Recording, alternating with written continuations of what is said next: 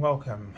This is Barry Jones from Angelic Wisdom, and we're here for our monthly Angelscope for the sign of Gemini for July 2022. So, before we begin, I'd just like to welcome everyone who's returning to this monthly series, and to also welcome anyone who is new to the Angelic Wisdom community. So just a few things at the beginning. I just want to make you aware that I have already posted the monthly angel reading for July last Friday. So if you haven't seen it, I'm going to post a link below this video. You can also in the description area, you can go to my Twitter account or my Facebook page. Those links will take you to a place where you can access them. And also, since this is my 10th anniversary year on YouTube, I've been offering my first time promotional offer, angel reading, all this year, unlimited. So you can go to my current website, theangelschool.com/services, and there are other things there that you can choose as well. Eventually my new website will be angelicwisdom.org, just in case you're watching this and that has taken effect. And lastly, if you haven't subscribed, make sure that you do, and also check the notification bell, because I'm noticing with my own personal subscriptions that the all notification bell isn't selected, and it keeps deselecting, so it must be a glitch. And also like and leave comments. I do read your comments. I'm not always able to write back, but I do enjoy them and I appreciate them. And let's take a look at the format we have here.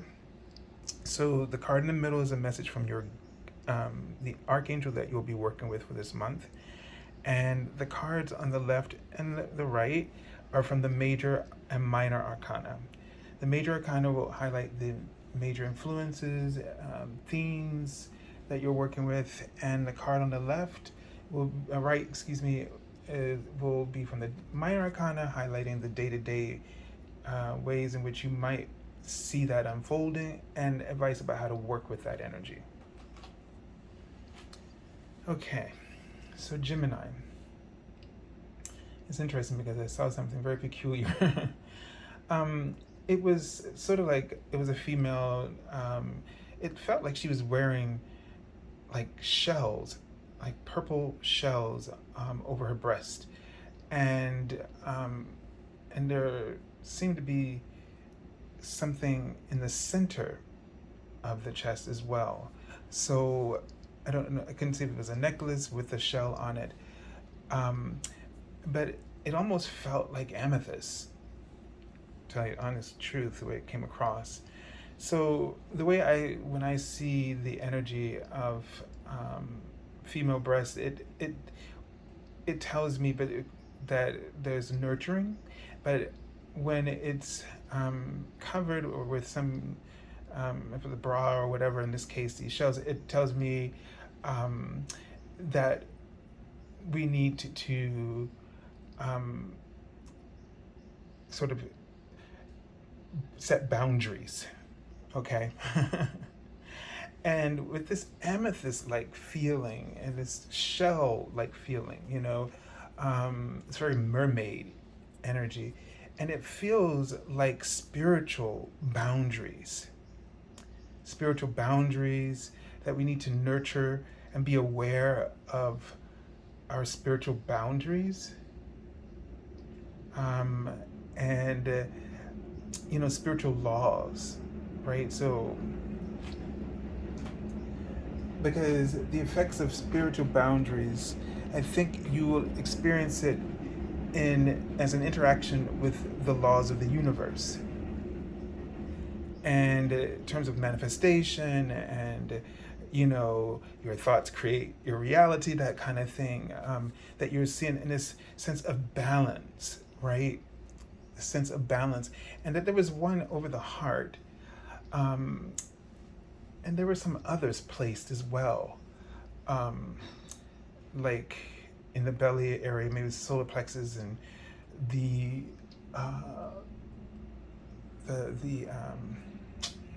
thymus.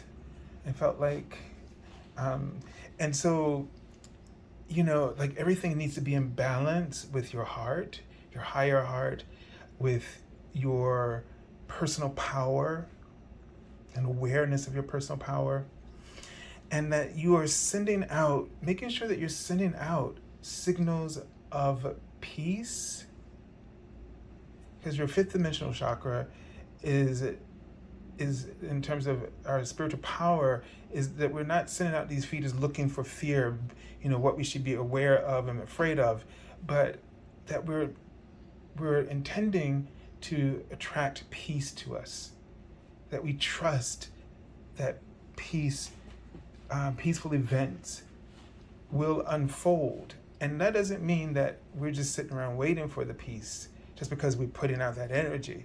It's that life is going to be life, and life is always going to be full of contrast.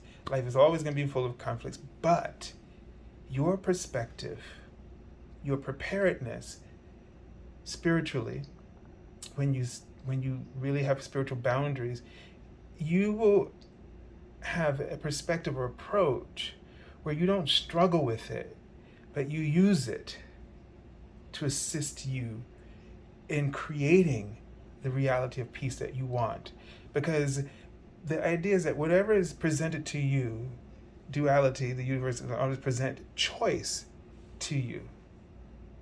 And you have to have the right spiritual awareness and boundaries to know that you, for yourself, you won't allow yourself to devolve into the choices that do not express your truth and help you to fulfill the alignment of joy and prosperity that you are seeking. All right, so let's take a look at the Archangel card. It's very hot, and I haven't put on the AC yet, because once you do that, it's like you get used to it and you can't not have it, even when it's not necessary. So I'm trying not to get until it's really, really necessary. So the Archangel that we're working with for this month is Archangel Zariel. Now, Archangel Zariel works with the canine kingdom. He's the Archangel that oversees the canine kingdom.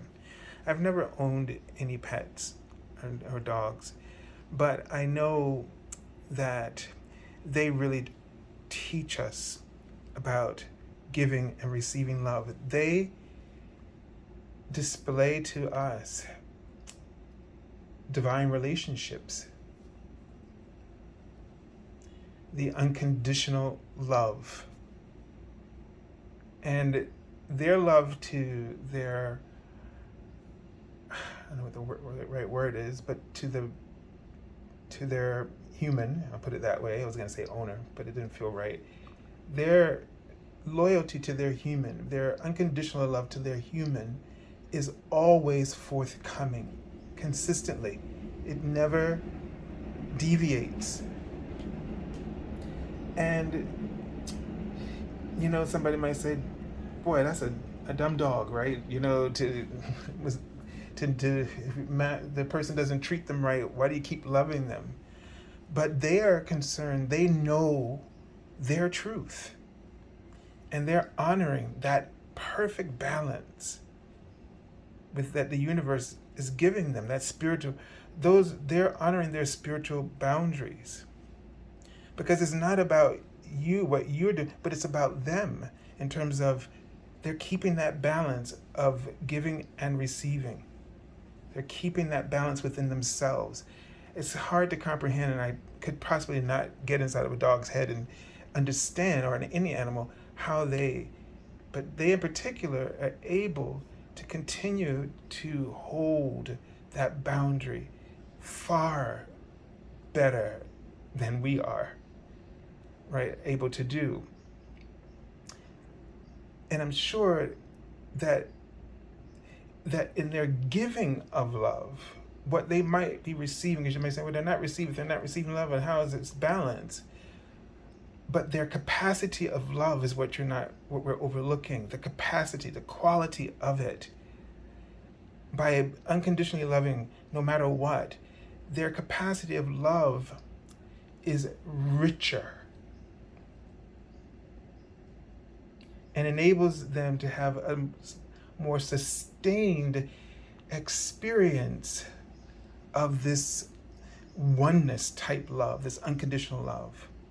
Whereas, because we don't keep boundaries well in this front, ours goes and comes. It's not, we don't even understand the consistency of it, but we want to do our best. And that is only what we can do in any given moment of time. But it's something to be aware of this for yourself.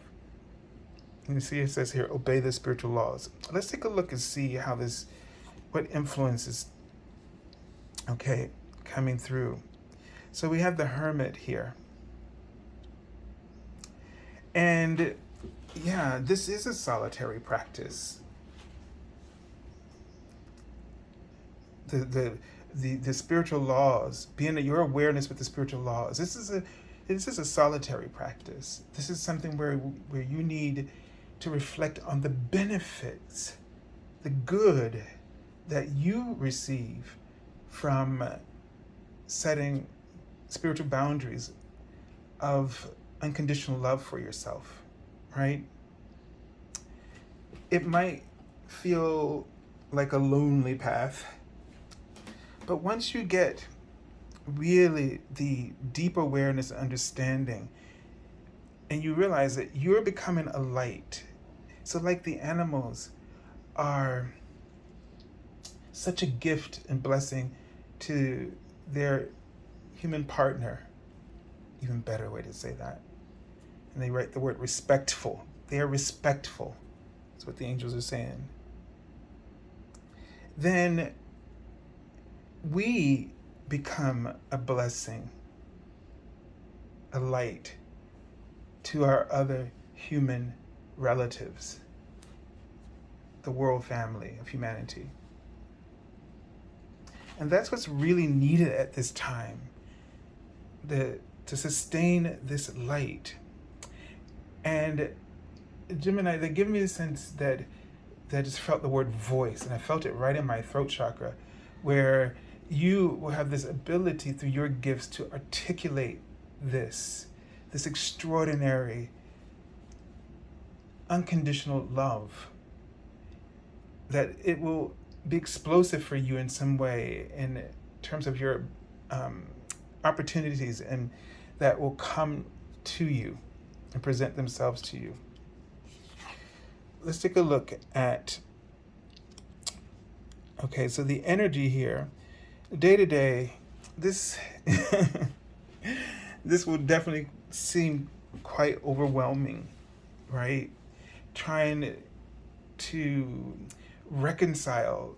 It's a burden in a sense, wherein there's so much that we keep taking on, right? But don't look at it as you're taking on. You're not taking on the problems of the world. You're first getting yourself, as I was saying, getting our own house in order first. So instead of putting your energy into others and what they're doing and what they're not doing in terms of the spiritual boundaries, this is not where the focus should be. This is about creating a balanced awareness within yourself, starting to refine this inner balance, spiritual balance within yourself, so that you can start to see things ease up for you. Because when you're less frustrated, when your frustration eases or your anxiety eases, you are able to sustain a spiritual mind a passion for a purpose that you're here to serve. So because we can't change people, but we can change ourselves. And this is basic what they're trying to say here. And once we do that, once we find that happiness within ourselves, we can thrive in whatever passion or purpose it is that we've been given. And it will not feel like a burden to us because of that inner balance. So nurture these understandings within yourself first, because that light will project onto the world, and it will reveal to you and show you the truth in every situation, so that you don't feel that you have to react to those things. Hold on one moment. Okay, that was doorbells and all kinds of things. All right, so hopefully this is giving you some kind of awareness. If things seem like they're just becoming too much, then be aware that you need to really set more spiritual boundaries for yourself, okay? And in the sense is don't let things, the way things appear seem to cause you to feel as though you can't win, or you won't prevail. And that by taking some time, inner reflection, inner work, finding that balance will restore your energy and your enthusiasm. So I send you lots of love and angel blessings, and have a beautiful month of July.